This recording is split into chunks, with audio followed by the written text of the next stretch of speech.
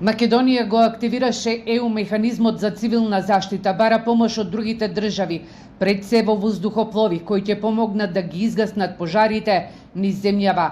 На отворено има 16 пожари, од кои 8 се активни, 6 се под контрола, а 2 се изгаснати. Директорот на Дирекцијата за заштита и спасување, Стојанче Ангелов, на денешната пресконференција вели дека, иако е активиран ЕУ механизмот, не верува дека некоја соседна земја ќе може да испрати помош, бидејќи Грција и Бугарија го активира овој механизам, а пак во Србија дневно има и по 200 пожари. За сега имаме најава за помош и доколку таа е неопходна, пред се поборуваме помош во воздухоплови, бидејќи сили на земја се уште имаме доволно. Но силите се исцрпени, бидејќи ова трае секојдневно. Исцрпени се и возачите на специјалните возила, но верувам дека со својата пожртвуваност и максимална ангажираност ќе помогнат да воспоставиме контрола врз сите пожари. Десетина дена гори шума, висока трева, нискостеблести растенија на планината Готен на териториите на општините Радови, Жберово и Василево.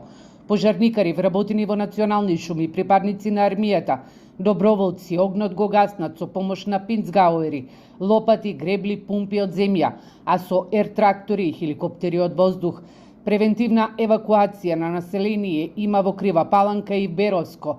Еден професионален војник кој бил повреден, а опколен со оган, е извлечен со помош на хеликоптерите и 8 негови колеги. Немаме повредени лица, имаме во текот на денешниот ден и евакуација на пожарникари и од Готен, кои што беа од сите страни заокружени со оган, но и во Паланечко, каде што исто така имавме евакуација на пожарникари. Во еден момент еден пожарникар не можеа да го добијат, знаете дека на таквите терени немаат добри врски, мобилните некаде немаат едноставно мрежа и не може да се добијат луѓето, но во овој момент сите се живи и здрави, значи може да постои вдишување на чад. Активни пожари има во Македонска Каменица, Крива Паланка, Старо Нагоричане, Прилепско, Македонски Брод, Желино, каде што има индиции дека некој континуирано го подметнува.